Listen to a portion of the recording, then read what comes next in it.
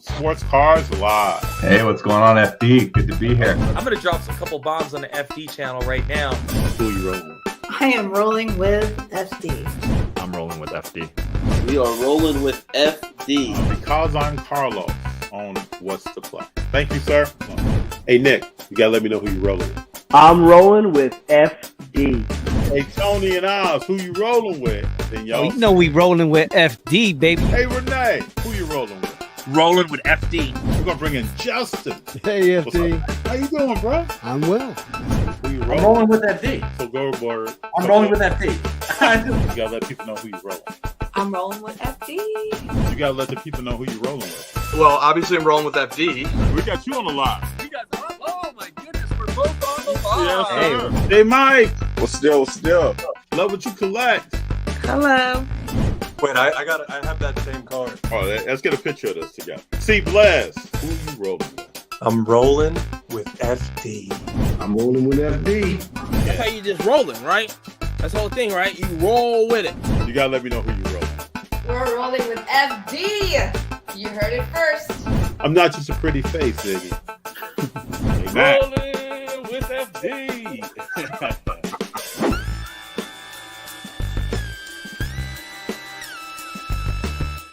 What's up, everybody? December 15th. We have the, if you see me look to my right at some point during this, we have the San Francisco 49ers playing the Seattle Seahawks. And the score is 21-3. This game is really over.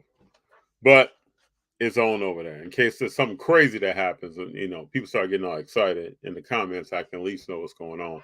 But I'm completely dedicated to this conversation because I wanted to talk to this individual for quite a while now. We first had pulled each other to the side at the Burbank card show and had a conversation about having this conversation.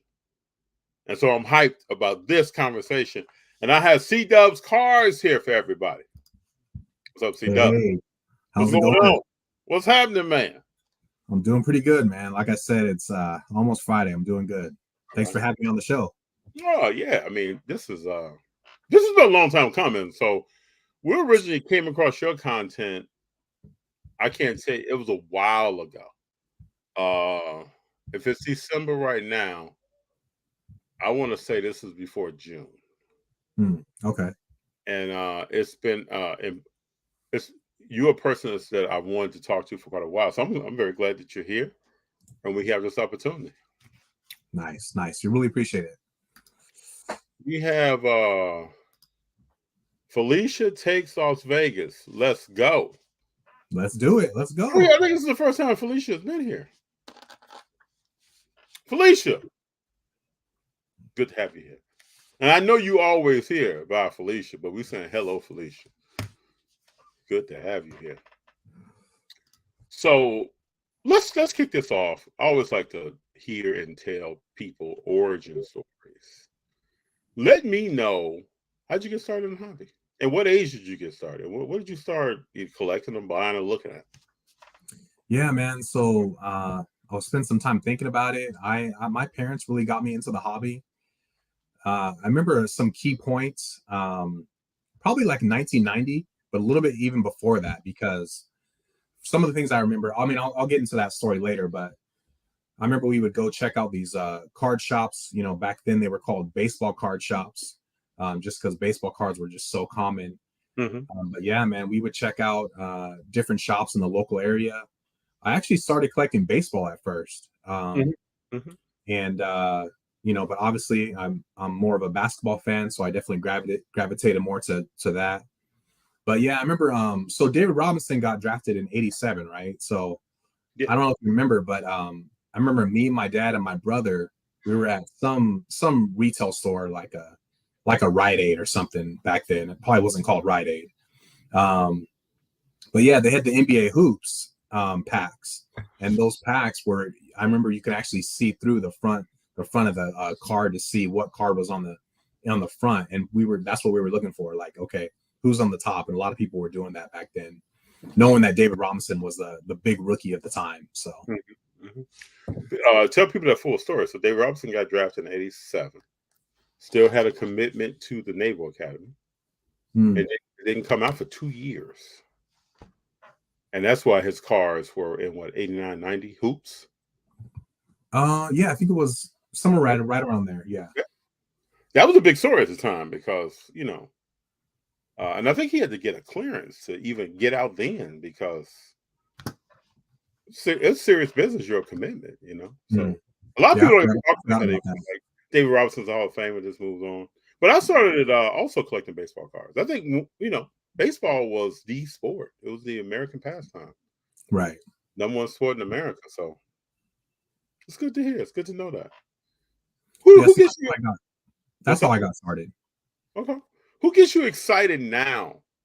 Like, who are you collecting now? What players really get you excited as far as the hobby? That's a good question. I think right now, the active players, you know, I would definitely say Ja Morant, Steph Curry, Durant. These are some of the guys that I definitely collect. Okay. But even before that, I mean, obviously, I'm here in the LA area. I'm a big Laker fan, big Kobe fan, so I'm always trying to get Kobe cards. You know, if I can find them. Yeah, a good deal. You know what I'm saying? So we got Eric here yelling Kobe out. Hey, Gail, it's good to have you here, Gail. That's my mom right there, just so you know. Gail, appreciate you being here. Very cool. This makes me, I'm very humbled by that. I'm glad that you're here. Glad that you're here. What else I want to ask you here? So, you said Kobe, KD. So, what do you think about you heard about Curry being hurt, right? Yeah, I saw it. Shoulder injury. Yeah. What's the update though? How I didn't see any new updates. How well, long? That was an empty quote that said he'll be out a few weeks, and then there was something a little more tangible that came out that said that he'll be out about a month. I'm pretty sure they're going to rest him, give him therapy. There will be no surgery. And it's his non-shooting shoulder. So the thing is, you know, you ever had a shoulder injury or knew somebody with a shoulder problem? Not really. So when you, like last night, you could see as soon as he hurt that shoulder, he tried to do this. You could see he felt something. Then he tried to jog a little bit. And you could see that shoulder was really bothering him because he kept it straight in. So it's probably slipping a little bit. I don't know. I can only imagine. I've known some people with shoulder issues. Probably slipping a little bit out of the socket a little bit. It's probably giving a little bit of pain. Probably stretched something as he was going up. And you know, time would be on his side. I said to a friend about 3 weeks ago, I kid you not. What if Curry gets hurt this year early? And that's going to force some people to step up. Yeah, when Steph went out last night, he had 38 points. So, Kuminga, what is Looney going to do a little bit more? What is Draymond going to do? Who's going to make up those points? It's going to be a good test for people to not depend on the guy. So, you know, we'll see. We'll see. Yes. It's a pleasure having Cdubz on anytime, and I'm so glad you're here. It's really a pleasure. Felicia says, "How old is Curry now?" Curry is 34, and he'll be 35 early part. I think the first 3 months of 2023, he'll be 35 years old. And we know that once players get older like this, it's kind of these knick-knack injuries that cause the issue. But when you get hurt this early in the year, a month, you know, it sounds like a long time, but it's not really that long in the grand scheme of things. So I believe it's a good test for everybody else is in the Golden State Warriors uniform. Got to do something. So who do you think is going to step up then? I mean, it's a good question. I've been thinking about this all day. It's actually a great question. I don't know who. I will hope it's Poole. It's going to force Poole to remedy some of the things that he does. He likes to play fast. He sometimes he turns the ball over. Sometimes his defense is, I say, suspect. You don't know what he's going, how he's going to defend. Oh, you got to tighten all that up. Like, you know, you got to play both ends of the court. That's a team that you're around people. Klay Thompson, Steph Curry, even Draymond now is up to this point playing defense. You got Wiggins. People play both ends of the court. So you know, it's not a team where you can just play. I think I put on Instagram today some after the game, post game comments by the Charlotte Hornets coach, Maybe somehow he has a team that is just looking to score. Right. They don't play any defense. But if you think about it, the NBA has a lot of teams like that. That's true. Yeah, I saw that clip that you posted. Yeah, they want to score. But when you get on that defensive end, well, it's a grind. You get tired. You might score less. It's less glamorous. You know what I'm saying? Yeah, true. Well, do you think sorry, can I ask you a question? You can hit me. I want this. Yeah, I want you to ask me questions. Yeah. So do you think Poole is a better or worse defender than Curry? Oh, he's much worse. Okay. Oh, he's much worse. I put up a question, I think yesterday, the day before. On your team, whoever your team is, would you rather have Jordan Poole as your point guard or De'Aaron Fox from Sacramento? Yeah, I saw that. Yeah, I know his defense is definitely not strong. I would go with De'Aaron Fox. So would I. I think most of the people that answer that question went with De'Aaron Fox. I mean, he's been around a little longer than Poole, though. But he's technique sound on some things, and he's getting his defense even better and better and better. He's always been, people don't watch a lot of Sacramento, but if you watch those games, he's always been mindful on that side of the court, and he's playing better and better and better. So, it's an interesting thing. There are some teams that get a lot of talk about them, like the LA Lakers, right? Lakers get a lot of talk. Some people say, "Hey, FD, you're tough on the Lakers," but the Lakers are I think they're a 12, 13 seed right now. Yeah. And Charles Barkley brought up a good point the other day in the Eastern Conference. Does anybody talk about the Washington Wizards? They're the same seed. Nobody talks about Washington Wizards. Yeah. People talk about different markets. People continue to talk about the Lakers. Let's see here. Chuck E says, "Great to be live with Rolling with FD and the one and only Cdubz." I'm glad you're here, Chuck. See some Raiders. That's my pop right there. Is your pops a Raiders fan? Yes, he is. Okay. All right, Chuck. I feel for you, Chuck. Feel for you. I do a live on Sundays with JD, and JD is a big Raiders fan. And I've been asking him, I wonder what they're going to do after the season. If they don't make the playoffs or if they get to the playoffs and get put out, what are they going to do with that roster? I believe that Derek Carr is going to be held accountable a little bit more than JD does, but I mean, we'll see. But I know Chuck, your father's probably been a Raiders fan for a while, right? He's seen definitely seen some great football play. He sees some less than great football play. So thank you, Chuck, for being here. I appreciate you. Appreciate you and Gail for being here. I really appreciate. This is the first time I've interviewed. I'm very humble right now. It's the first time I've interviewed someone. Well, their parents were here. I appreciate that. Yeah, my sister's here too, just so you know. So no pressure. Who's your sister? That's Felicia. Felicia. Okay. All right. Yeah. All right, Felicia. This is good stuff. I'm glad you all are here. It means a lot to me. I'm glad they're here too. Yeah, Felicia said I get that when I sleep wrong. Oh, you talking about that shoulder injury? Yeah, sometimes I'll wake up at night like, oh man, yeah, my shoulder doesn't feel right. Sure, it's true. That is true. Chuck's laughing. Yeah, that's true. Loco, what's up? FD always gets hung up on defense. Yeah, defense is that in the court has to be respected. I always say in football, right? You can put that, to me, there's some things that look good, but they aren't good. Right? And even in football, you can throw the ball all day. But sometimes when you get to that playoffs, you have to run the football. And you're going to play some defense, but you got to run that football. Hopefully your defense stands up for you. And in basketball, you can score, you can go behind the head with it, you can come like this is a prime example. Kevin Porter Jr., I saw a clip tonight. I think he steals the ball, comes down the court, dunks the ball, right?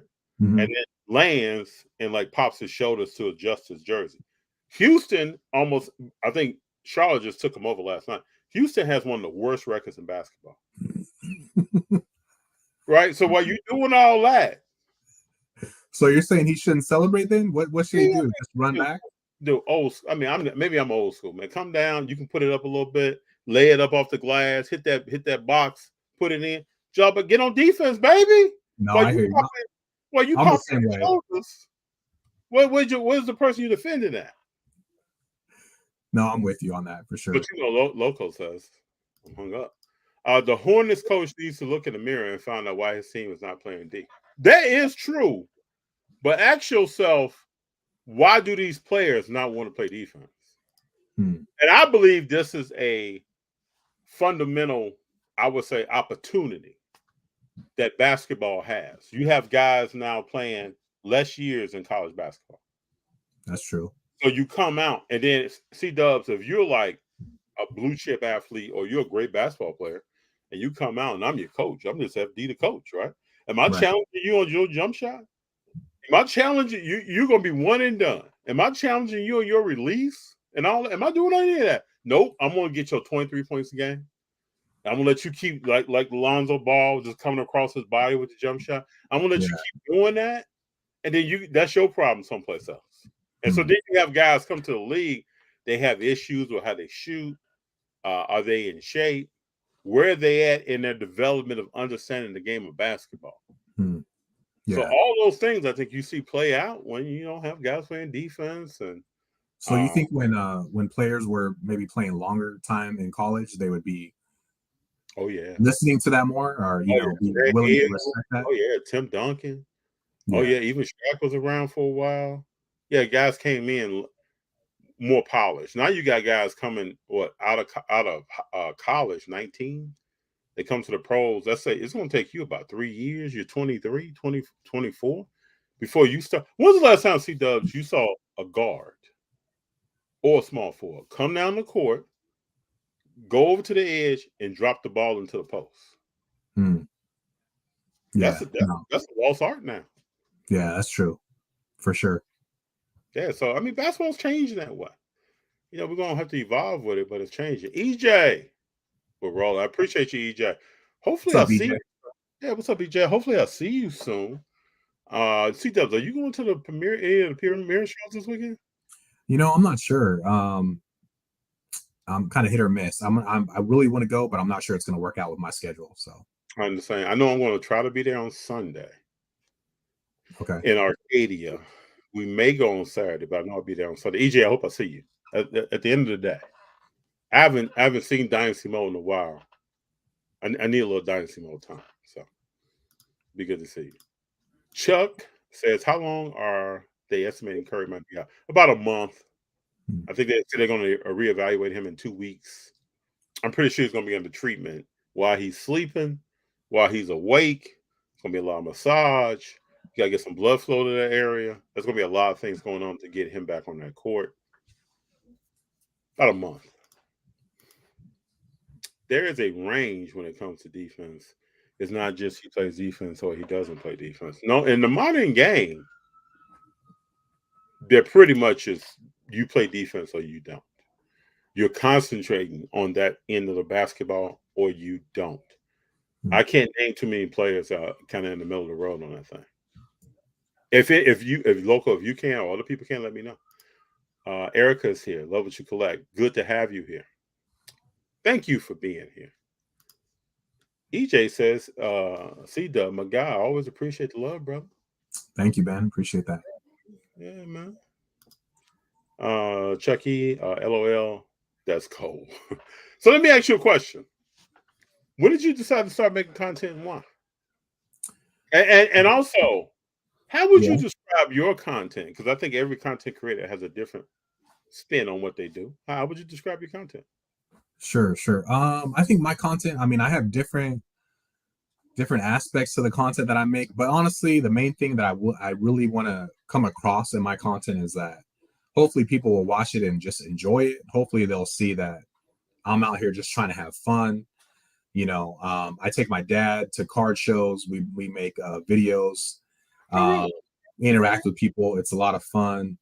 I made some skit videos with my older son. Just fun, man. Just trying to have fun and enjoy it, you know. So, but yeah, I'm definitely would say, and I also want to try to get information out too. Like I've done interviews, I've held interviews as well. I want to connect with more people in the hobby, and just kind of get information out just about the hobby, right? Try to get more exposure.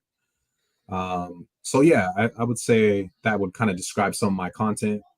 I know I really started off kind of getting into the whole card hunting thing because, right around 2020 pandemic hit, people were going crazy on the retail stuff and it was hard to find. So that kind of became like a fun thing. Like, hey, can I go find something? Am I going to be able to get something, So that in itself was just fun. But then gas prices started going crazy. And I'm like, I don't know about this.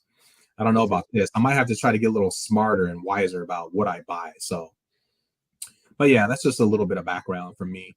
I mean, what inspired me? I don't know, man. I just one day, I have a good friend who lives up in Portland. He was one of the people who kind of got me back into collecting. He sent me like a snapshot of like a Zion card that he had, Zion rookie card from out of Revolution. And we started talking, and I used to live up there in Portland actually, and we would collect off and on, him and I, and yeah. So then I was just like, I'm gonna start trying to get some cards, and shot him a little video, sent it to him directly, and then I was like, you know what, I'm just gonna try this on YouTube, see what happens, and that's kind of how it started. That's good, man. I'm glad you found enjoyment in it. I'm glad you have fun with it. That's what we try to do. You're doing stuff for your son. I try to do stuff for my children. I never want them to think that they're left out of something, or I'm doing something and they can't be included, because that's not the case. We were talking about having more fun in 2023. That's what it's all about. I love to walk a show with you. Have an episode where we walk a show, talk about stuff. I'm down. That'd be exciting. Hey, I want to let Gail know that I appreciate her. I appreciate you, Gail. Family, I think I got to say this, because family is very important. My father passed away in December 2022. I was extremely close to my father. We were more like brothers than father-son. Sorry for your loss, my mother. Oh, thank you, bro. Thank you. Still here, though. Still here. So almost everything I ever did in life, from first day of kindergarten to one of the last times I talked to him on the telephone, he was teaching, parenting still. When people say, "Oh, I'm 21," and my parents are still parenting. I mean, I was well into my 40s. Parents still parenting. Like my mom is here with us now, and she spends time with Junior and my children, and it's special to me. A big part of rolling with FD is about family, especially to me to have a family on. I just want y'all to know that, and it means a lot to me. I didn't even know. It means a lot to me that your people are here, because I just want them to know Felicia, Gail, your father Chuck. Appreciate all y'all. We started the channel to highlight people of color, women, children, and the hobby. I came from the South Side of Chicago. I had a story. I felt like I was looking at content. I didn't see my story, so I might as well start telling it. Yeah. And it's good to get out and meet people in the LA area and beyond, and listen to their stories. That's why I want to talk to you today, learn more about you, hear your story. I got a chance to meet your family, man. Yeah, it's good. It's a good day. It's a good time so far. Yeah, that's what it's all about. Eric says defense doesn't get you on Sports Center as often, and that's yeah, that's true, Eric, and that's the dilemma that we're in right now. Hey, Eric, would you rather be on Sports Center or have some rings on your fingers? That's a good question right there. That's the question. A lot of people want to dunk and pop a jersey. Eric probably wants a dunk or something. Yeah, I think Eric wants to dunk. I think Eric wants to dunk on somebody, or just a pass out. Or nobody's on the backcourt because nobody's playing defense, and then Eric's dunking. Eric's deciding, is he going to do a windmill, a tomahawk? Like, what kind of dunk am I going to get into? But then when the playoffs come, Eric's probably going to pick up a remote control and watch the games like we all are. Oh, man, that's funny. Loco, the coach has to consistently get the players to play D. But, Loco, that's not how things work, man. So you have a team. There's only so many coaches that really run the team. They only have so much power. So you bring in a little mellow ball. You bring in a top draft pick. It could be anybody. You bring in Anthony Edwards. You bring in any of these guys. you only have so much say so on, if that person's going to play or not. Are you going to sit them down because they're not playing defense? Mm-mm. You don't have that. You can't. That's not on your resume. That's not a part of your job description. You come out here and coach and try to set them up and try to get them to do stuff, but it doesn't work like that. Even in the NFL, this is why we talk about Deion Sanders, right? There's a reason why Deion Sanders went to Colorado. And if you watch anything about him talking about Colorado right now, what he has going on, Deion is running that from A to Z. There's a lot of programs that will not allow the head coach to run that from A to Z. I'm pretty sure he knows that. So he started talking to people about, so what am I going to be able to do? Like if you go to Dallas, the owner of the team is going to probably double down on you on who you drafted. Like you're not running that draft for him. So every team has a different, just like every business, a little different philosophy on how they go about doing things. But I would hope the coach is doing this thing in practice, but I just can't say that he definitely has control over that situation because he may not. And what we heard from Charlotte's coach may have been his vent that he doesn't have control over that situation. And that's true. Yeah, he wish he did. It's got to be a tough job. You watch NBA, and for a long time now, I feel like there's been times where you'll see the coach running the huddle, and some of the biggest stars are just not even in the huddle. They're just they don't look like they're just even close. Look at the Lakers and Russell Westbrook. They have huddles. He's way over here somewhere. Yeah, it's tough. It's got to be rough, especially when you're in a situation where you kind of like. If you ever watched the movie Moneyball? I haven't. Oh, you see that movie? Like they're telling the manager who he's playing that night. This is in baseball, and this was the story about how the Oakland A's built a championship or playoff team with low payroll. But there were people coming from downstairs, coming down, saying who you going to play. So there's a lot of that going on in sports. There's a lot of that going on in college too. That people. One stat I got for you. So I collect autographs, right? So I went to an autograph show and saw Roger Craig one time, and Roger Craig and I are just up there talking. Yeah, we're probably talking about 15 minutes, and he says, "Man, a crazy thing that most people don't know." And I was like, "What?" He said, "I'm really close to Eric Dickerson, right?" I was like, "Yeah." He said, "Do you know Eric Dickerson did not start one college football game at SMU?" They had another running back. I can't remember his name right now. He was on ESPN as an analyst. He started every game. Eric Dickerson would come in a second series. I don't know what that was about, but I can't believe anybody was on SMU and should be starting over Eric Dickerson. So, yeah, take that for what it is. What did I mess up on? Felicia asked about Kobe. Is she asking about Kobe on a defensive end? Kobe Bryant played defense. Yeah, I'm not sure what. Well, Kobe Bryant definitely played defense. Yeah, definitely. Prided himself on that. Chuck says, I was fortunate to meet you, FD, at the Burbank. Yeah, we did meet. I thought we did meet. I must say I was extremely impressed with your sports card knowledge. Thank you, sir. I appreciate that. Not to mention how humble and nice you were to be in Cdubz. Let me tell people this, right? I tell people this sometimes at work and some other people I know. Like my grandmother, both grandmothers, and some of my aunts and some other women that I knew in my life, and some older men when I was coming up. I grew up around a lot of older people. Like I didn't really see children until I was probably in kindergarten. So the first couple of years of my life, I was around adults a lot, and adults who didn't play games, right? So my grandmother would always tell me that everybody that's on this earth is God's child. So I don't care now if I'm talking to the president of a company. I used to work a job where I would talk to presidents, CEOs of companies, or if I'm talking to the person that's emptying the trash can, I pretty much greet everyone the same way. I'm not, we like you talked about, we're having fun. We're representing ourselves. We're having fun. We're showcasing our families, right? There's nothing for me to think I'm better than or different than anybody else. But when I meet someone, especially if I see someone like you, Cdubz, with your parent, then I'm the greatest respect is about to be given to those people. That's just how I roll because my father started me in the hobby. Got me to start buying cards when I was 8 years old and getting into autographs when I was an early teenager. And in my ear, he was the first person that went to shows with me and would kind of teach me how I should conduct myself and how I talk to people. And Cdubz, I used to be kind of shy. Like I didn't talk a lot. Really? I go to a show. Most people don't think this. I go to a show. I see you. I may talk to you about a little bit, and that's about it. I was young, you know.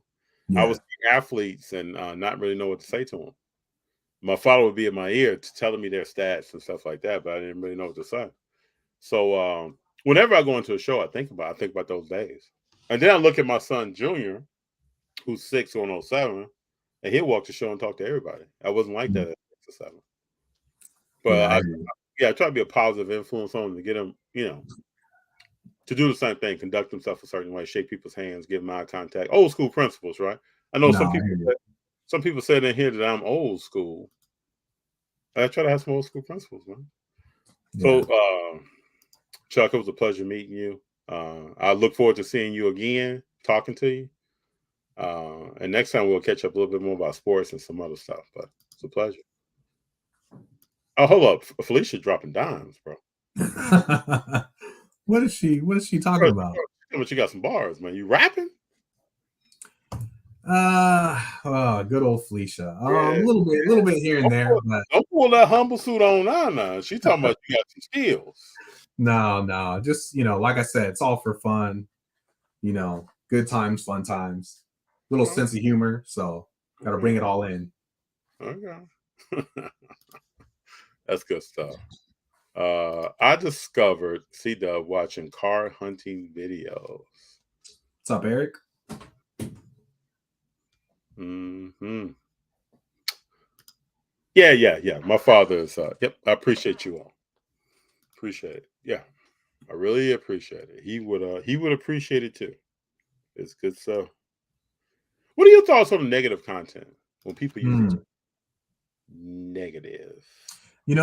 Man, I'm not a fan of it. I mean, I definitely want to, like, for me, I want to come with a positive point of view. So I feel like I'm not really a fan of it. I think it's kind of sad. Just some of the things that are said, that are talked about. And I think it's also a little sad that type of content seems to get a lot of views. People, I don't know what it is, but just like the news, right? I was about to say, yeah. Drama. Yeah, they want to see drama, right? Like, oh, wait, hold up, where's that at? People watching exactly. That. Yeah. It's just like driving down the street. That's why everyone wants to look at the accident, right? They just want to see what happened, what's going on. Right? They got to check it out. Checking it out. Yeah. So yeah, I think, like I said, I know that there were some things said, with some negative content. I'm not necessarily going to name any names because I just don't necessarily think that negativity needs to get more publicity. So that's kind of my stance on it. Yeah. So I know. So for me, right? Yeah. Everybody can do what, we got the freedom to do what you want to do. Sure. Right? When we started the channel, we kind of sat down and talked about what kind of is our purpose and what's our mission statement. And I've talked to a few people about this. Like, what is your mission statement? And mine was, like I talked to you about before, why we wanted to start it. And then I wanted to showcase what I actually do. Not really embellish or make up stuff or, not saying other people do this, but Cdubz, you and I could get together and say we made a deal, and then you take your cards back and I take my money back. Right. And then we make sure G press cut before we do all that. We could do that. Yeah, I choose not to do that. I like to show people what I'm actually collecting, who am I actually looking at, and why. If you disagree with me, it's all good with me. I'm gonna put some work in before I make those decisions to try to mitigate the risks of this player not being good, this player becoming a Baker Mayfield, something like that, Yeah. So, and I'm also use my eye test. I'm gonna watch a game. I'm gonna see how they play. I'm gonna compare my knowledge of football, or basketball, or baseball, or anything like that to players that I've seen before. I'm lucky enough to be at an age where, blessed enough also to be at an age where I've seen a lot of different players over time. And some things are comparable between players, some things are not. So when they're not, then I know I'm watching greatness. So then I kind of go through that acid test and then go from there. But I love debate. I love for people to talk about what they like. I love for people to talk about what they like and why they like it. Yeah. And when we have a healthy conversation, like there's no yelling and screaming or anything like that, but we both talk about what we believe in, and we can walk away thinking the same way or thinking differently or whatever it may be. But it was a healthy conversation about sports. That's kind of how I grew up, in college and everything. And even after that, we had healthy debates about sports. Before you could Google something, we were talking about sports. So that's my passion. That's my love. I know Chuck said earlier that I have a knowledge of sport. I just always have really enjoyed sports, and I got blessed with a pretty good memory. So I remember a lot of stuff, and I love watching new stuff and seeing the evolution of different sports. So that's fun to me. Yeah. No, I think one of the things you said too, just made me think of the word integrity. And I think, for me, that's always been something that's important, very important to me. Whether it's in my content or just my normal life, normal daily life, so I think it's interesting that, even I was at Burbank, I was at the Burbank show, right? That's where me and you met in person. And I remember sitting in the lobby and I saw some younger kids making a video and I was just sitting there, and they did exactly what you said. They're like, hey, we're going to set this all up, as like we're doing a deal. But it was all just for the video. And, if that's what they want to do, that's all good. Right. But that's not how I would personally operate. But that's, everyone has a choice, like you said, to do it how they want to do it. So let me tell you a story. We talk about integrity, how we kind of get down. Now we're doing what we actually do. Right. I remember being in school, and we used to have this thing in business school where you had like they call them resume books, and everybody that was in the program who wanted to volunteer their resume could put it in the book, put it in our student lounge, and if I'm looking for a job, Cdubz, let's say you had worked at Gillette, I could flip through, see, oh man, Cdubz worked at Gillette. Let me talk to him about the environment, what he did there. I have a potential to get this internship. Did he know anybody in that program? Right? We could talk. So I started going through the resume book.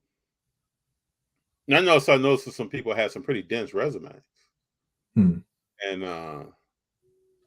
we're in our mid-20s. I'm like, man, this person's done all this? Right. Wow. Okay, I'm gonna scratch and sniff. I always say that when that's some BS, right?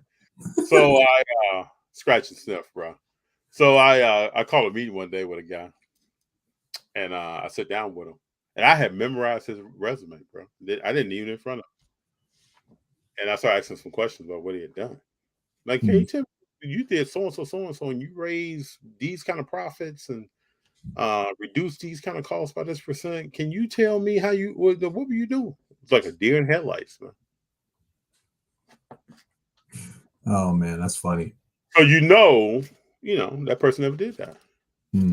Later on, I found out that he worked at a company that his uncle owned. Got to do my research, He worked at a company that his uncle owned, and most of that stuff was just made up. Somebody told him what to do. Oh, I mean, in life, man, it is what it is. You may think you get some wins with that. You may take some losses if you don't do it. But my father always told me two things. I told somebody this the other day. At the end of the day, if you can go home and put your head on your pillow and sleep well, you don't have any regrets, and you get up in the morning, you brush your teeth, and you look in the mirror, and you like who you're looking at, then you're pretty good. So I have way each person decides to slice and dice it. Is their own thing. Yeah, good point. Gail says we're all sports fanatics, so Cdubz is keeping it alive. Yeah, there you go. Yeah. Gotta keep it alive. Gotta keep it going. There you go. My girlfriend April says, hi, Cdubz and family. So glad you're all here. Hey, April. Thank you. Appreciate it. Yeah, I'm pretty sure we'll be out. You'll meet April. You'll probably meet Junior. Junior's going to be going to us with us to a lot of more stuff in 2023. So he'll be 7. It's time to start rolling. Got it. Yeah, local. Do you like unhealthy conversations? I don't think so. I don't know if I like to engage in anything that's unhealthy. I don't see friction as being unhealthy. I see unhealthy things as unhealthy. Gail says, thanks, April. There you go. Appreciate y'all. Cdubz is the real deal 24/7. I believe that, man. Yeah, when you first got in the green room out here, you had to hide a tiger. It's like, Cdubz. What's baby? What's going on? I like, I always joke with people about, we have a chilled environment. We have good conversations. I appreciate people who come seriously to the table. I mess with you, but anybody knows me. No, I really appreciate that. And then, yeah, it's all good. Yeah, what else could be out there? Well, actually, about your content, do you edit your own content? I do. Yeah, I do. I edit my own content. What's your background, Cdubz? Man, you're a thinker, man. I can tell you're a thinker. What's your background? Yeah, I edit my own content, but yeah, man, I can't afford. I can't afford to get someone to edit it for me. But so what's my background as far as like career? Or what do you? Whatever you want to share. Oh, okay. I see you as a guy who's always those wheels are turning. There's some deep thought there. Tell me about yourself.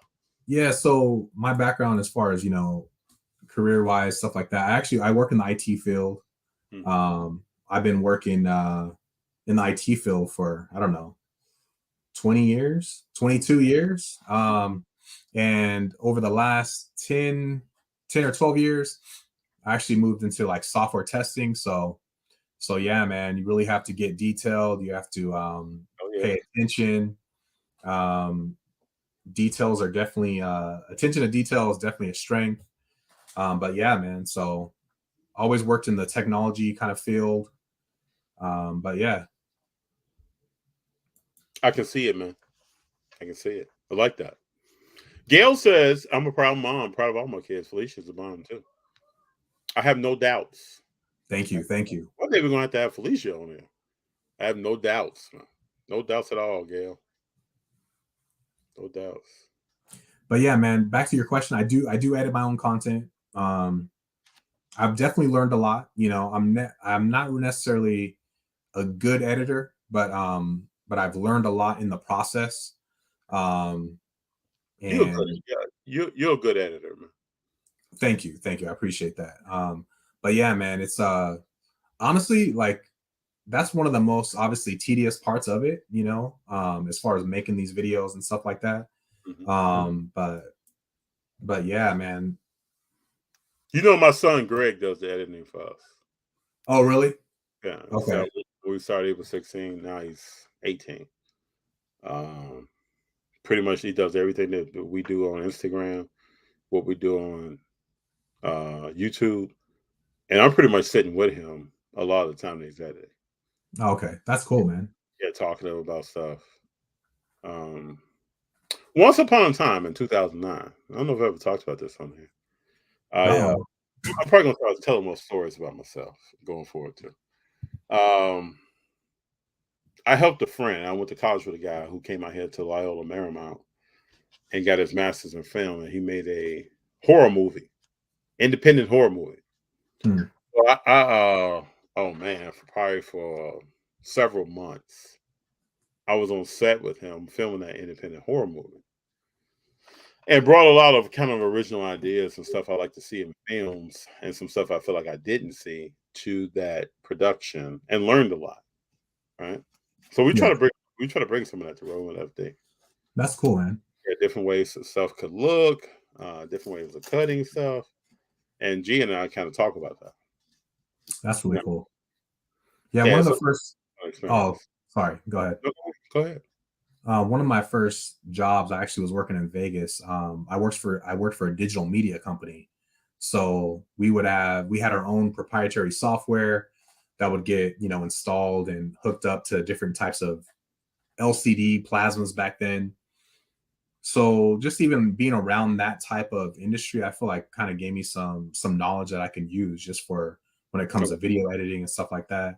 Okay. But yeah, it was a lot of good stuff in that job, in that position. Now Felicia has more good information here. What does she have? He says Cdubz was building computers in the 1990s.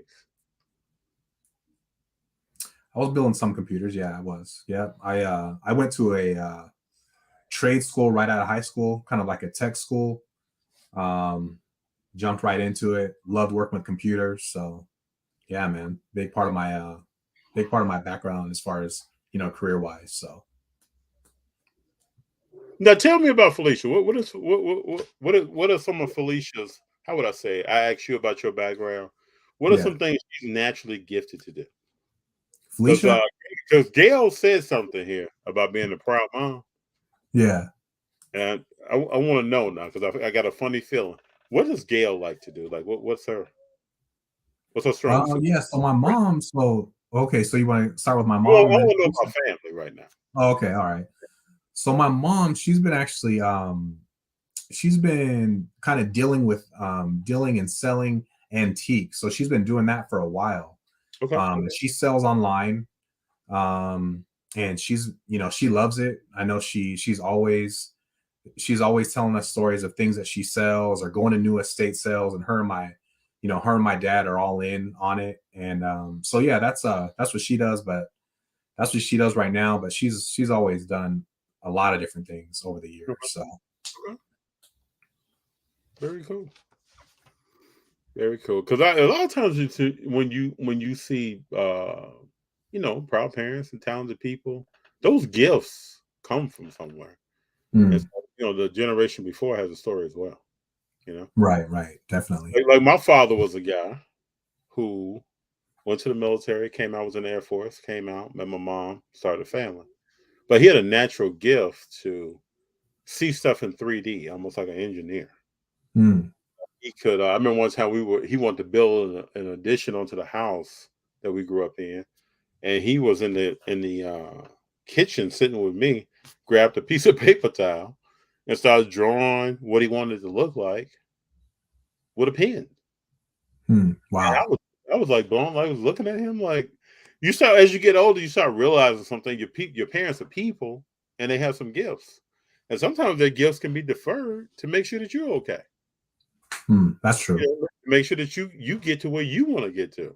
So I started talking to him about that. Like, man, you ever thought about being an engineer, going to school for that one time? He was like, yeah, that was something I wanted to do. My father used to challenge me as a kid to do math in my head.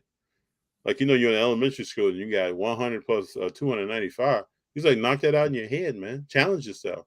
It's going to help you develop some things and not be dependent on something. Not have to grab a pen or a paper and write something down.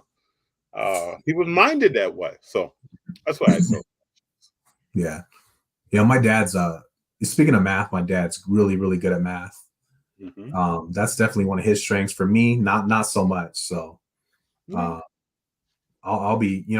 think I go to Google to try to get some math problems done, but hey, you got to do what you got to do. You got to do what you got to do. At least I'm about to go to Google and knock this out real quick and use my time. Exactly. Felicia says nothing about me. I'm just here to support my big bro. Very good. Very good. Chuck E. Quick little story about Cdubz. See, people bring me information right now. I love that. I know. What's going on here? Yeah, I love this. Born 2 months premature. Getting that background, baby. Weighed 1.5 pounds at birth. Look at my man. And bro, this is a story. Doctors pretty much told me and his mother that he probably wouldn't make it. But here he is. God is good. That is true. I felt strongly there was a story here because the whole family here.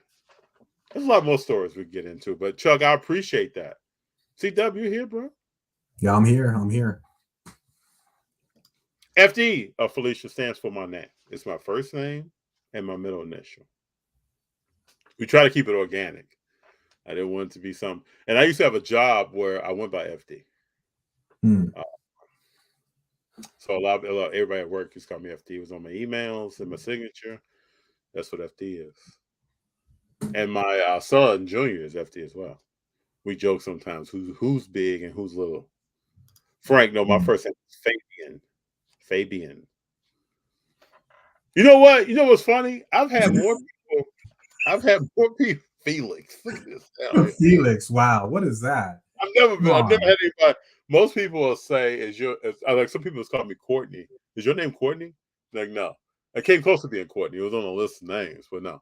But I've had more people, and we've talked about this, and my girlfriend has told me, like, more people probably just don't know about you. I've had more people ask me what my name is, Brian, since the Burbank Car Show, man. That's funny. Than ever before. But yeah, that's FD. Felix, come on. Yeah, that's funny. Felix. Loco, I knew that from your email. Yeah. My name is no secret. Average Joe who talks about sports and digs into the weeds of why. I think that's how I would describe myself. For everybody. So when you hear the term greatest of all time in the NBA, who's your GOAT? Oh man, that's a tough one. I don't think it's an easy answer, to be honest. I always see people. I mean, bear with me with my answer, but I see people talk about this, and I always feel like no matter what someone thinks or believes, like too many people get kind of snubbed or maybe disrespected for different reasons. So I have a hard time picking one person, to be honest. I mean, you got to respect MJ. You got to respect Kareem for, his longevity, and just even, his history with UCLA and stuff like that. Obviously, people want to talk about, they want to compare LeBron, right, to MJ and stuff like that. I'm a big Kobe guy. So I'm a big Kobe fan. Yeah, Felicia's oldest. Yeah. Yeah. So, it's just, I don't know. I feel like everyone has their own. I don't know. I feel like it's just hard, man. It's just too hard. There's too many. You can't. The eras, right? You can't. I feel like it's too hard to say there's one guy because the eras, even like we talked about earlier, right? Like basketball has changed a lot. Yeah. And there's some things, I was thinking about it too. Just, I feel like I'm kind of old school, right? Like, one thing I like about Kobe, hey, he played for Lakers his whole career, Magic, Bird, and when they start, they come up with this fancy term, super teams. I feel like that is a thing that guys chose to do. And I have a hard time with it because I feel like I'm kind of a little bit more old school, like, hey, like you go to a team, you stick it out, and you do what you can. So I have a hard time answering the question. So that's my initial feedback. So it sounds like you're leaning toward Kobe being Bryant. I mean, it's honestly, it's hard to say him because I know he emulated a lot of his game after MJ, right? So I would say he's my GOAT. How about that? I like that. I respect it. I have none but appreciation and respect for Kobe Bryant. Yeah. But one of my most favorite players I've watched, we were only 3 years apart in age, and I watched him develop from the time he was drafted on up. Yeah. Watched the drive live when he was drafted. I mean, yeah. I mean, and the thing about sports is like Kobe's something like Tom Brady. Tom Brady came in, he was a game manager. When Kobe first started, he was facilitating the offense and then trying to see where he can score. Once he kind of settled down, when Nick Van Exel got out of there and Eddie Jones got out of there and Kobe knew where he was, it was him and Shaq. And Shaq was a very dominating player, though. So he had to grow into what's his role on the team. I think he did a good job of that. I know him and Shaq had issues, but I can't say if a guy goes, and I was watching the 3rd episode of the Shaq documentary on HBO last night. If a guy goes in the offseason and tells you to your face, I didn't do anything but eat cheeseburgers and party, and you've been in the gym the whole offseason, I don't know who doesn't have a problem with that. Yeah, for sure. But I wish those guys. There are some things in sports. I wish Shaq was always in shape. I wish Allen Iverson took the game more seriously. Definitely. Getting out of the club was important. I wish Kobe and Shaq could have got along more and played better together. And we don't know what we'd be talking about. Yeah, definitely. Really don't no, know, that's so. a good point. But I mean, I respect all those guys. I respect that. When I was younger, so when I was younger, honestly, really, really young, I would say, Magic was my favorite player, watching the Lakers. Got a little older. Eddie Jones is one of my favorite players, actually, for He's a while. a nice player. Very nice player. Loved Eddie Jones, high flyer, good defender. Even good when he went to the Miami Heat. Still a good player. Yeah. And then, but then Kobe came, and it was like, even at first I was like, I don't know about this Kobe guy, because I was such a big fan of Eddie Jones, but obviously, Kobe got to another level, and a lot of people talk about his work ethic, right? That's something that gave him a distance if you want to compare him to other people. So we got more information coming in from Gail. Gail says Felicia won't brag on herself, but I can. She's her own business doing eyelashes. Now, Felicia, that's something to be proud of. Congratulations to you, man. Very nice. Very nice. Felicia says, LOL, Mom. No one plays the same way as people used to. Speaking of the greats, how about that time Cdubz found a Lou Alcindor rookie at the thrift shop? Why don't you tell us that story? Sure. Yeah, man. So hanging out, me and my wife, we were gonna go get some. We're gonna go. Speaking of cheeseburgers, I think we're gonna go get some cheeseburgers. Okay. And we look up, we see this little thrift shop that we never seen before, in this little shopping center. We're like, oh, let's go check it out. She was like, let's go check it out. I was like, all right, let's do it. Walk in right away, go to the front counter, and they had a bunch of cards. Not a bunch, but a good amount. And I'm just looking around, and this was, the boom had already happened, right? The boom kind of, in 2020 had already happened. So I was looking around, a lot of different options. They had some Mike Tyson cards, they had some Kobe cards, but yeah, they had the Kareem Lou Alcindor card as well, rookie. I'm like, So I was just kept looking at it, thinking, kind of going back and forth, and I just bought it on the spot right there. I feel like I got a pretty good deal on it. What year? What year Lou Alcindor card? What year? Yeah. Actually, I can't remember. It's his rookie for sure. Okay. Yeah, it's his rookie. What? Yeah. Yeah. So yeah. Really, anything in there will be a great find. That's a great find.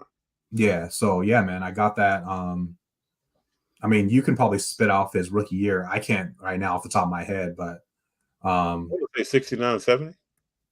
Yeah, that sounds about right. Yeah. But yeah, man. I mean, I got the card. It's in pretty good shape, honestly, for even being that old. And yeah, man. I mean, I made a video about it, but definitely one of my favorite cards in my personal collection. That's a great story. Eric, thanks for telling that story. That's a great story. Cdubz. Lou Alcindor. Loco asks you, do you still have that card? Yes, I do. I still have it. Thought about trying to get it graded, thought about it a lot, but yeah, for now I just still have it, If you had an opportunity to get Kareem to sign that, would you have him sign it? If I had the opportunity, I would go for it. All right. If I ever hear anything about a Kareem signing, and I will definitely let you know. Anything, and you'll probably hear it before me, but anything, I'll let you know. I love the stories, man. I love to complete the story, and if that's something that you want to do, then I hope it can happen. But that's a great card. That'd be awesome. Yeah. What else we got? Cheeseburger sounds delicious right about now. I just asked a friend. I was just on the phone before this, and that was a commercial that came on. And I asked him, "Hey man, when's the last time you had a cheeseburger?" And he was like, "I don't know, man. It's been a while. I can't remember the last time I really had a cheese." Well, I don't. Cdubz, I don't eat pork, beef, or chicken. Really? Yeah. So I've had like Beyond Burgers, Impossible Burgers, stuff like that. And I try to eat less of them now, but I haven't had a cheeseburger in probably 11 years, something like that. Wow. I can't remember the last time I had a cheeseburger either. But it's funny how we move on from that sometimes. Huh? Felicia says, speaking of cheeseburgers, in and out. Yeah. So now we gotta get into this. What's everybody's favorite cheeseburger? We have these polls sometimes on these shows. You gotta ask. Yeah, we gotta ask it. What's everybody's favorite cheeseburgers in LA? Because we gotta say in LA asterisk in LA because sometimes LA food. Ooh. So how long you've been doing the vegetarian then? Well, I'm a pescatarian, so I'll eat eggs. But since 2012, let me tell y'all this story right quick, right? So I had a roommate. I just moved to LA. I just moved back to LA. Yeah, I lived in LA before. Went to Detroit. Just moved back to LA. I get off work. We used to go grocery shop. My roommate and I, like, on the weekend. So I think we went that Sunday. I get off work. It's like a Wednesday. I come home and I sit down with him. And we start watching this documentary that was on called Forks Over Knives. Oh, boy. Yeah, man. It takes you through everything from what an animal is fed to how they're slaughtered to how the distribution that's involved. When you kill beef, what are you spraying on it to disinfect it, kill bacteria, salmonella? But what was cool about it, right? It wasn't just bias. So it took you through how do we cultivate and distribute vegetables. We had a freezer full of meat, chicken, other stuff. And Cdubz, I stopped eating meat that night. Wow. I woke up that morning, had lunch that day. If you'd have told me you're going to stop eating meat tonight, I thought you were crazy. Yeah, I hear you. But just watching that, see, Felicia knows. Yeah. Excuse me, just watching that changed everything. Like you go to the grocery store, you look at, all the chickens are the same size. My father grew up on a farm. A chicken had very little meat on it. Like you could probably, person with an appetite could probably sit down and eat a whole chicken. But now the breast, the leg, I could go on and on. Yeah, I think that was in 2011. I watched it early 2012 because I moved back to LA in February 2012, and I watched it. It had to be around June or July.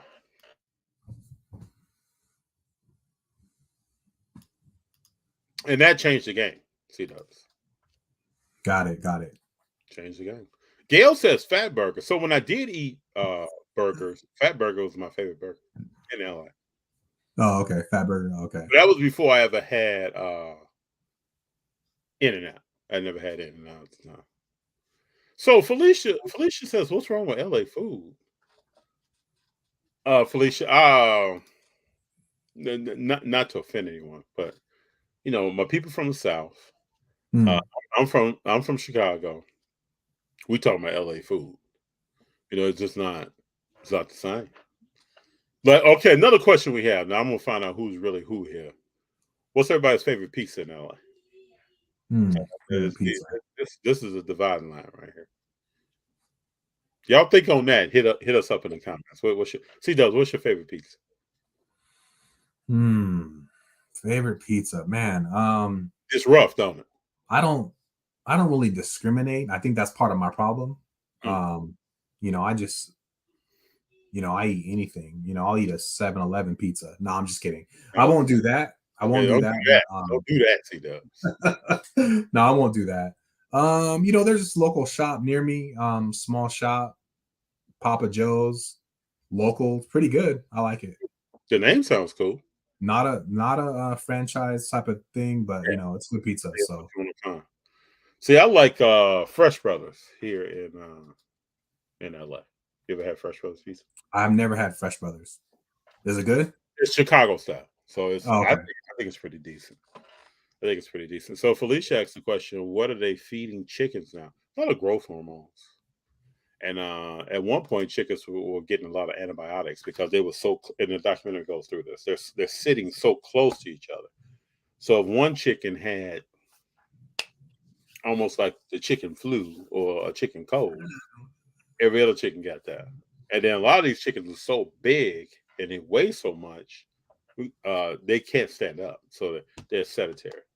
And that's against how they actually get down. So it gets deep.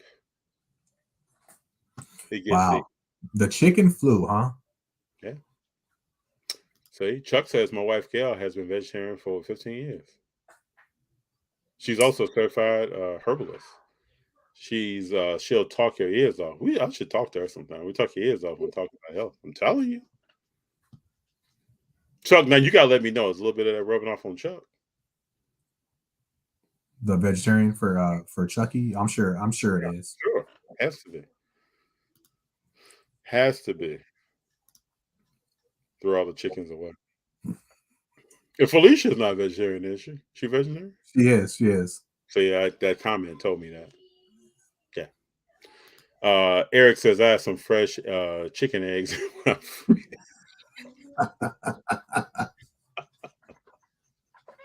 Yo, go ahead. I heard that. Imani said when I'm in LA, best pizza is Apollonius. Imani, where's that at? We gotta get you to LA, man. Where is Apollonius? I gotta look that up. Never heard of it. Never heard of it. Chucky, just a little. Okay, that's good. We all rub off. Like my girlfriend is gluten free. This is another funny story that I've never told before. We go out on our first date. She has like a skin rash, right, on her leg, dude. And so I'm just the kind of person, man. I just like to get to the bottom of something. And if I see somebody, that's in discomfort or they're pondering, like, what is this? So while we go out to eat, right? She tells me about this. We go out to eat. She says, I don't know what caused this. And I started asking her, well, what did you just eat? And she started telling me different breads. Like, she eat that. And I kept hearing bread with it, a sandwich or this, that, and the other. So we go out to eat, man. We're sitting at the table. She's talking to me about stuff. I'm just on my phone, right? I'm just sitting there on my phone. And then I said, have you ever heard of a gluten allergy? Like, no, what is that? And I started reading I was on, I think, WebMD. And I started reading. So this is just me, bro. I started reading some symptoms of gluten allergies. And she was like, yeah, that's exactly how I feel. And shortly after that, she went gluten-free. Wow. And that causes me a lot of times to be gluten-free. Like I've gotten to a point in my diet where I don't eat too much bread at all. I'll get a sandwich, lettuce wrapped or something like that. So I don't really do any of that. And it makes a difference. You feel, and then I started asking myself, okay, if what I'm eating, is it doing anything for me? Like, is it giving me some kind of nutrition, or is it just something I do because it's traditional? So I grew up going to elementary school. I took a lot of sandwiches in school. That kind of teaches you to eat like that. But now I started thinking, like, I only want to eat. Imani says on Wilshire. All right. Gotta check out Apollonius. So I try to challenge myself now to eat things that are nutritious for me. Are they high in protein, less than other things? Are they seasoned correctly? Not too much sodium. Reduce my sugar, stuff like that. So those are the things that I've been trying to do. That's good, man. That's good. Yeah, people leave every time you start talking about food. No? I remember when I went to work and I first told people that I stopped eating meat, man. People stopped going out to lunch with me, man. People didn't want to go to lunch with me, Cdubz. Oh, that's not right. Come on. Oh man, if he's sitting there, he's gonna talk about what I'm ordering. I'm not like that though. I could go sit down with someone who has a ribeye. You're not gonna hear anything from me. I'm gonna order something else and we keep it moving. Yeah, that's cool. You have dogs? Yeah, sorry about that. You good? What kind of dogs you have? I got one dog. That sounds like you got like 5 dogs right there. No, it's just one. It's just one loud dog. But you got a German Shepherd? Cdubz will be back. He'll be right back. What kind of sandwiches did I bring to school? My parents, it was always like turkey or bologna. So I had like sliced turkey or bologna sandwiches. That's what we kind of grew up on. Cdubz, you back? Cdubz. I'm back. Did your dog attack you, man? What's that? Did your dog attack you? Nah. I was trying to mute and I must have exited out of the live stream. My bad. You know, I grew up with German Shepherds. My father loved German Shepherds. Oh, really? Mm-hmm. Had a German Shepherd throughout my childhood. Yeah, we had about 4 or 5 German Shepherds. Oh, yeah. Yeah, see, yeah. We all grew up on bologna. Yeah. Not now, though. I don't even go in that section of the grocery store. I feel like I can smell the meat through the package. Right? I don't even go down. You can ask April. We're in the store. Can I go? I'll try to make up something else I need to go get. I don't even go down there. And a lot of times in some stores it's buy produce. I don't do that. So let me ask you this. What changes have you noticed in the hobby probably in the last 3 months or so? And then what do you see going on in 2023? Let's see. Changes in the hobby. I think some of the shows maybe aren't as popular, maybe not as much foot traffic. I think obviously I'm seeing a lot about values of cards kind of dropping. Mm-hmm. So I think those are definitely just some of the first things that I've seen. What changes do I think are going to come? I don't know, man. I'm hoping that in next year there's going to be more exposure of the hobby. You know, I'm hoping that when Fanatics comes in, they'll be able to kind of get the word out to more people. I know, shout out to Burbank's cards. I know Rob talks about this as far as like being able to get sports cards in front of people who are sports fans, but who may not necessarily be sports cards fans. So I think there's a big chance that that's going to happen. I'm hoping, because I want the hobby to grow. Yeah. So I think those are definitely some of the changes that I would see. I think there might be even more, I think you obviously know about tag grading. They were at the Burbank card show. Yes. I think there's a chance for more companies to come out with that may use technology, whether to grading or other aspects of the hobby. But yeah, I think there's going to be definitely, those are some of the changes that I think are going to come through. So yeah, it's going to be interesting to see how the foot traffic evolves at shows. How many people are actually having shows? How many people are attending shows? And then what are the prices of the cars at shows? Yeah, I know a lot of people have also talked about how, even dealers, right? Dealers who go to shows and they're saying that, if they have to travel, for example, like National is going to be in Chicago, right? If they have to travel from here to Chicago, the cost they're going to spend on traveling, is it worth it for them to do all of that to try to make profits? So, yeah. Very true. Yeah, Eric had a good comment here. He even Cdubz dog is here. He is lucky man to have such a great family. True. Yeah.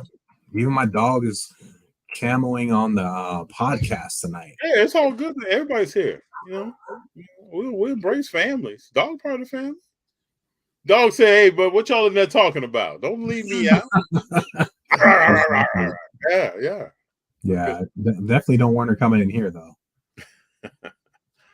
Is your German Shepherd very territorial of like your space and where you are? If there's someone that visits that dog does not know. Oh yeah, that's exactly what's going on right now. So yeah, that's how our dogs were. Even mail carriers sometimes have to. We wouldn't even let the dogs out if we knew the mail was going to be delivered. Very territorial. Yeah, I've learned so much about you here today, man. And about you too. You're saying you're sharing some stuff that you never shared. Yeah, I'm trying to do a better job. I grew up with some storytellers. Sometimes I need to tell more stories. When we first started the channel, it was strictly about cars. That's probably what people ask me at this point. Like, man, what's your name? I didn't say too much about myself. It was just strictly about walking into a show and what I saw And I wanted people to know that I was knowledgeable. It wasn't just like this dude just popped up. And I had some people back in the day that was like, "Oh man, you knew where you come from, or are you new to the hobby?" That's not the case at all. You know, been around for a while. I was new to LA when we first started, like new to the LA vibe of going to a show, which is different. It's different in the Midwest. Like recently, I went to Virginia.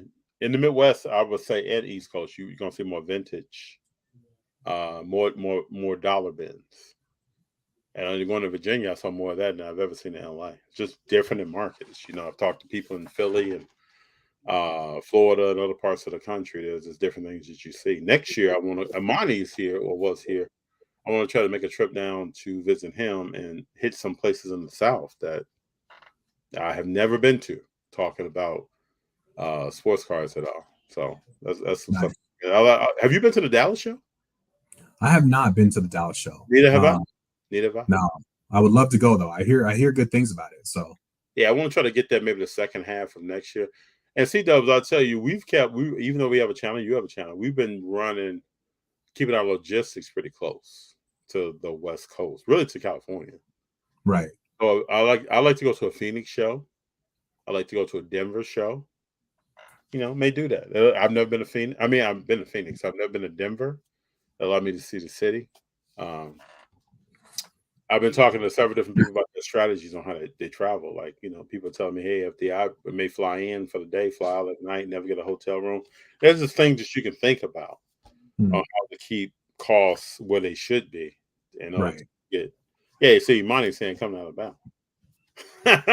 He's telling me that all the time, man. Come to Alabama, man. Yeah. You want to see what's really going on? You gotta come down there. So I plan to do that. I want to go down to Alabama. It'd be cool. It'd be cool to see. So Chuck says, "LOL, Jack, you definitely watch a lot of Cdubz videos." And Jack Dan says he does. I hope I'm saying that right. I hope it's Jack Dan. Yeah, Jack Dan. Okay. Eric says, half of the fun of collecting is meeting new people. It is. It's awesome to have a conversation with people 2,000 miles away, just like they're sitting on your couch. Very true. Definitely. Very, very true. So, you know, I'm going to have to keep in contact with Gail on my growth of changing my diet and eating vegetarian. I appreciate you, follow Chuck. Can't wait to see him again at a show. Definitely. I'm happy to have Felicia here. It's good stuff. Yeah. Anything you want to tell the people before you leave, man? Anything that I want to tell people? Man, I just want to say thanks. I just want to really just let you know that I appreciate it. You know, this is my first time ever being a guest on someone's podcast. So it won't be your last. So we're gonna have you. So I feel honored. Definitely appreciate it. And you know, I've enjoyed my time here for sure. So I look forward to doing it again. So maybe we can hook up at one of these shows or something in the future. Mm-hmm. I know I'm on my plans to make it to the Burbank show. What other shows did you go to? Because you're coming from Riverside, though. Yeah. So I was obviously at Burbank. I love going to the premiere show as often as I can. Me and my dad have gone there a good amount of times now. I don't know, five or six times. Those are the main shows that I've been to. Honestly, I haven't even been to Newport yet. And I haven't had a chance to go to the Union. So those are ones that I want to go to in the future. How far is Newport away from you, though? That's a drive, right? Yeah, it's a drive, but it's not going to be that much worse than going to Burbank, you know, from here. So, well, I know. I think EJ announces next Newport is in June. June next year. You got Burbank coming up, Super Bowl weekend. Yeah, March 24th through the 26th is going to be the Union show. I mean, those are all great shows. EJ does a great job with a Newport show. I hated I couldn't make it to the last show. We were taking Junior to see Santa Claus. Oh, okay. Yeah, so we rode to see Santa Claus that day and kind of chilled out. It was cool to, you know, when your children get a little bit older and they can kind of recognize what's going on. And then you see something in them that's like Junior's talking. It was almost like when G was young. I remember one time we took G. Tell a story on G right quick. We take G to see Santa Claus. He started doing all this talking about what he's going to ask Santa Claus. And he had a little list. And he's going on and on and on. Get up there. Santa Claus says, hey, how you doing? Frozen, man. Frozen, huh? Couldn't Just handle frozen, it. like, not even looking down, just like looking off. Santa Claus is over here. Just and Junior did kind of the same thing that day. He said a little bit more. He talked about a few things. Santa asked him what he wanted, and he was kind of freezing up a little bit. I said, "What about it?" Because he had told me something. What about this? What about that? And he was standing there. To me, that's the funny stuff, you know. And then like little Robert is at an age where he just sits on Santa's lap. Then he wanted to get off. Like, I don't know these people. Then we had to get him on Santa's lap. You know, you see that evolution every year. It is interesting. It's funny to see. Definitely. Yeah. Gail, we should talk health because I like to pick up. To me, it's been a 10-year journey right now, about to go on the 13th year. Things have evolved. I tell people out there who are listening to this stuff, it's important. When I first stopped eating meat, I felt like I had a gap because you never feel full. Yeah, I had to get used to that. At least I thought full was. Let me say that. So then I started eating a lot of breads and pastas. That's not the way to go at all. So it's been a constant evolution. Recently here, I've raised my protein level up, trying to get more protein in, and that's changed some things. So and my goal is to get in better shape probably by the middle of next year. And, because we think sometimes that, I get up, my ankle's hurting. That must be because I'm getting old. No, may not be because of that. Maybe because of some other things. And there are some things we'll probably include in content that's talking about this stuff because to me it's important. You know, all of us as we become more mature. I'm talking about people getting old. You know what I'm saying? But as we get more mature, we got our loved ones around us. We got our children around. We want to be here as long as we can for them. We got to think about some things, medical histories we may have in our families, some stuff that we got to consider. Let's put ourselves in the best situation to handle all that, you know? Yeah, absolutely. To me, that's what it's all about. And I think recently I called some friends up. I called some guys up that I grew up with in Chicago. And I had this conversation with them because we should be talking more. We don't talk about this stuff. We should be talking more about, what are we doing? Like I was sharing some extra information with them with doctors or visits. They were sharing information with me. We should have those kind of conversations because a lot of us face similar things. And if we can kind of pool together and talk to each other about, it makes a better community on that level. Yeah, that's true. That's what it's all about. So Gail, yeah. I want to stay in contact with you. If you're is Gail on social media? Yeah, she is. I think she's on Instagram, but we'll get you connected. Yeah, please. That'd be great. This was awesome, FD. I really thank y'all. Thank you, FD and Cdubz, and I look forward to seeing more of your stuff. Jack Dan, appreciate you. Eric, thank God for kids, right? They bring that breath of fresh air. Yeah, they really do. They really do. You go through. I can go to work sometimes and be frustrated. Come home, look at my son's face. That's kind of out the window. I look forward to the weekends. We're doing stuff with him. He's 7 now, older one. We sit and have conversations about stuff that he's interested in. It's just interesting to see the evolution of a person. Even Robert Jr. now. I mean, Robert is 3 now. Some of the facial expressions he'll give me, I know what he's talking about. The words that he'll say, I know what he's talking about. Jack Dan, speaking of kids, I got to take off and go get mine from that band class. Very good. G and my daughter Hayden was in band. That's in an hour. Go get them, Jack Dan. We'll talk more. Gail, I agree. I appreciate having the whole family here. Gail, Felicia. Yeah, it was a pleasure having them on. Cdubz, Chuck, pleasure having you all on. Thank you. I just want to say also thank you to my family and just even some of the subscribers that even joined the chat here. Appreciate you guys. Appreciate you, FD. Definitely look forward to talking more in the future. And we just celebrated our 1-year anniversary of doing What's the Play. Nice. Congrats. And thank you. And really tonight, is a surprise for me that everybody's on. But this is why we started doing what we do, was to promote family, talk about the hobby, and everything in between. That's really all what it's all about. So I appreciate having y'all here. Can't wait to meet everybody in person too, because that's the other part Yeah, of it.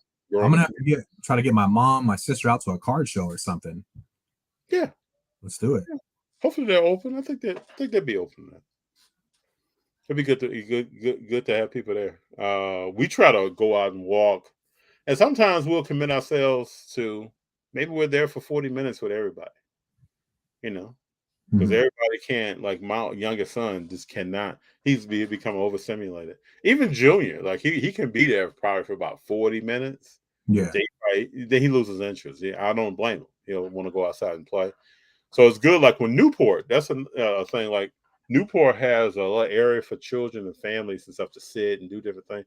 I think more shows are thinking of that to try to get the whole family out and then allow other people in the family to go do other things. That's cool. All right, this is my last comment.